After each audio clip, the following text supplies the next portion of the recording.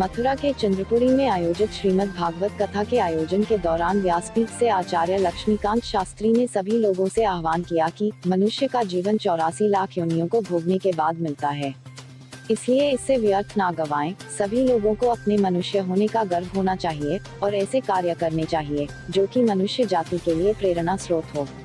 आपको बता दें कि आचार्य लक्ष्मीकांत शास्त्री ने उत्तर प्रदेश की एकमात्र संस्था ब्रज यातायात एवं पर्यावरण जन जागरूकता समिति के कार्यों की प्रशंसा करते हुए सभी सदस्यों को अपना आशीर्वाद प्रदान किया। आचार्य के द्वारा 13 अक्टूबर को लगने वाले रक्तदान शिविर में लोगों से बढ़ चढ़कर रक्तदान करने की अपील के साथ अपने से कमजोर इंसान और जानवरों के लिए काम करने के साथ सामाजिक कार्यों में बढ़ चढ़कर हिस्सा लेने का अनुरोध किया।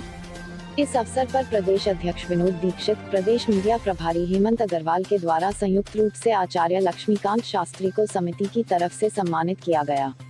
श्रीमद् भागवत कथा के दौरान लोगों को सोशल डिस्टेंस का पालन करवाते हुए जिन लोगों ने मास्क नहीं लगा रखे थे, उन लोगों को ब्रज यातायात एवं पर्यावरण जन जागरूकता समिति के प्रदेश अध्यक्ष विनोद दीक्षित की तरफ से मास्क प्रदान किए गए। श्रीमद् भागवत कथा के दौरान सुमन लता अग्रवाल, जगदीश प्रसाद अग्रवाल, कृष्ण गोपाल अग्रवाल, भूपेंद्र अग्रवाल, सत्यनारायण अग्रवाल, ज्योति बंसल, शौर्य आर्यमान, दिव्यांश बंसल, वंशिका, यशिका, वान्या, पावनी, प्रिया आदि मुख्य रूप से उपस्थित रहे। आइए देखते हैं SK इंडिया न्यूज के लिए रजनीका अवस्थी की यह विशेष रिपोर्ट।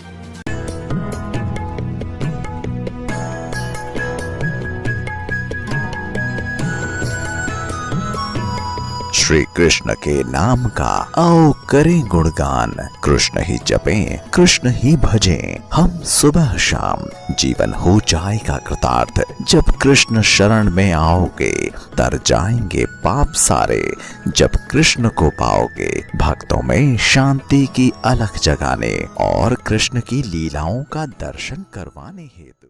वो परमात्मा मेरे लिए सब कुछ है। बोले बेटा अभी तो छोटा है, जंगल में ऊपर शेर रहता है, खा जाएगा। द्रौपदी मुस्कुराए, बोले मेरी मैया कहती है कि शेर के अंदर भी भगवान है। शेर में भगवान, मुंह में भगवान, तो एक भगवान दूसरे भगवान को कैसे खाएगा? पर तुम नारद जी नहीं हो सकते। बोले क्यों? बोले मेरी मैया कहती थी कि नारद जी तो ये भगवान से मिलने का रास्ता बताएंगे और तुम तो उल्टा भेजने का रास्ता बता रहे हो। नारद जी बोले बेटा मैं तेरी परीक्षा ले रहा था, तू सफल हो गया। और नारद जी ने उनको मंत्र दे दिया, नमो भगवते तुभ्यं वासुदेवाय धीमहि प्रद्युम्नाय नमः संकर्षणा। देखिए, मेरा नाम विनोद दीक्षित है और मैं प्रदेश अध्यक्ष हूँ ब्रज यातायात एवं पर्यावरण जन जागरूकता समिति का।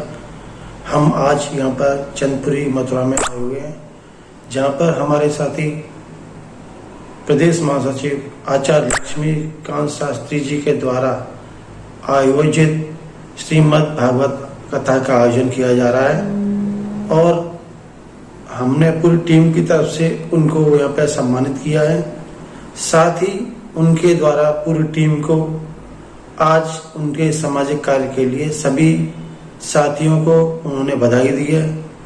साथ ही ये सभी लोगों से आह्वान किया है कि 13 अक्टूबर को लगने वाले रक्तदान शिविर में लोगों से बढ़ चढ़कर रक्तदान करने की अपील की है और सभी लोगों को प्रेरणा दी है कि ऐसे ही जिस तरह से हमारी टीम काम कर रही है समाज के लिए, इसी तरह से सभी लोगों को अपने मनुष्य होने का परिचय देते हुए सामाजिक कार्य करने चाहिए और हम लोग अपनी टीम की तरफ से उनकी उज्जवल भविष्य की कामना करते हैं और सभी के लिए राधे राधे, धन्यवाद, जय हिंद, जय भारत।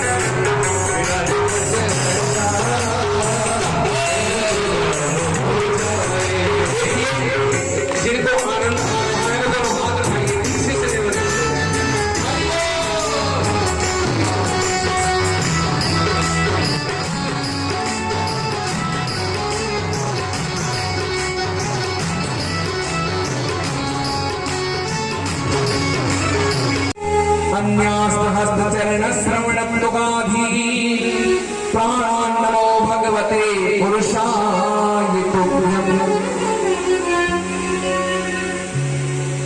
हे गोविंद, जिस पर आप अपनी कृपा करना चाहते हैं, बस वही आपकी माया को जान सकता है, बस वही आपकी माया को पहचान सकता है। जो जो नौ कहीं देंगे जनाई, और जानत तुम्हें तुम्हें है जाई। आज भगवान की कृपा हुई। प्रभु से भगवान बोले क्या चाहिए? बोले गोविंद, मेरा मन तुम्हारे श्री चरणों में लगा रहे हैं।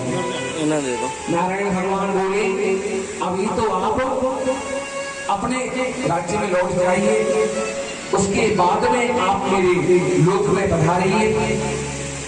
प्रभु जी बोले मैं कैसे चला जाऊं? बोले चिंता ना करो, आप चले जाओ। प्रभु जी महाराज लौटने लगे हैं राज्य की ओर। उधर उनके माता पिता उनसे मिलने आए। ध्यान देना, जब राम जी जब प्रभु जी महाराज जब जंगल में आए थे तो कोई नहीं आया था, लेकिन भगवान का जब दर्शन हो गया तो सब लोग वहां पर उनसे मिलने आ गए। क्यों? क्योंकि जापे कृपा श्री राम की हुई, और वापे कृपा करे सब कोई। जिस पर गोविंद की कृपा होती है तो ध्यान देना, भगवान की कृपा के साथ दुनिया की कृपा भी मिल जाती है। प्रेम से बोलेंगे श्री राम। और उसके बाद प्रभु जी के पत्र हुए उत्तर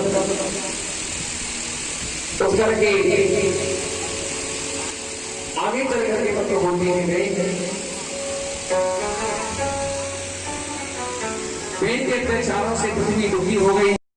हमारे हेमंत अग्रवाल जी इस कथा का श्रवण करने बधारे हैं, और हम इस व्यास गद्दी से उनको साधुवाद देते हैं। यह सामाजिक जो संस्था है, ये पिछले 10 वर्षों से इस समाज में पर्यावरण के तहत लोगों को जागरूक करने का काम करती है। और उसके बाद ये कोरोना जो काल जब लगा था, उसमें गरीबों की मदद भी इस संस्था के द्वारा हुई। मास्क वितरण भी कराए गए। जिन लोगों के पास मास्क उपलब्ध नहीं थे, अब तो वैसे उपलब्ध हैं हर जगह पर, लेकिन एक समय ऐसा आया था कि एक मास्क की कीमत भी 20 और 30 रुपया हो गई।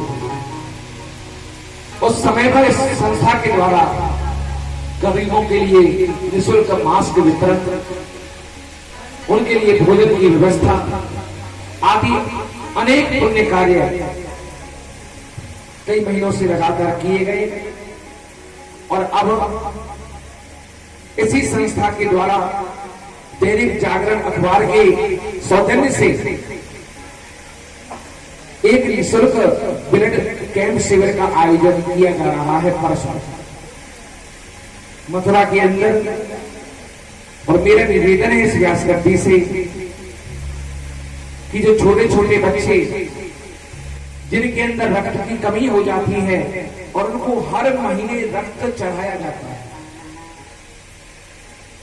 ऐसे लोग रक्तदानी उन लोगों के लिए मदद करने आते हैं, और तब जाकर के उन बच्चों की मदद हो पाती है। तो अब तक ये संस्था पिछले कई महीनों से इस साल के अंतर्गत ये 7वां ब्लड कैंप के द्वारा आयोजित होगा, जिसमें आप सभी अपना अमूल्य समय निकालें। 13 अक्टूबर को life care charitable blood bank के प्रांगण में ये आयोजन किया जाएगा। और मेरा इस व्यास गद्दी से अनुरोध है कि अगर आप स्वस्थ हैं और आपके स्वस्थ शरीर से रक्त निकलने पर एक रक्तदान करने से 3 लोगों के जीवन बच सकता है, तो आप रक्तदान अवश्य करें। क्योंकि रक्तदान करने से करें रक्तदान इस जीवन में, ये काम किसी के आएगा और रक्तदान करने से किसी को नव जीवन मिल जाएगा। तो मेरा एक निवेदन व्यासपति से प्रार्थना कि आप अपने जीवन में सामाजिक कार्यों में मदद अवश्य करें, क्योंकि जब आदमी एक दूसरे की मदद करते हैं तो परमात्मा उनके ऊपर कृपा करते हैं। तो ऐसी संस्था को मेरा कोट कोट आभार, कोट कोट धन्यवाद। एक बार जोरदार तालियों से इस संस्था के लिए, इस संस्था के प्रत्येक सदस्य के लिए ये भूल भूल आशीर्वाद कि परमात्मा आपकी प्रत्येक मनोकामना पूर्ण करे और आपके द्वारा किए गए सामाजिक कार्यों को आगे लेकर के जाए और समाज में एक उच्च स्थान दिलाया जाए। राधे राधे। इतनी जोर के बोल दिए और कान में फोड़ दिए। पीछे वालों से मेरा निवेदन है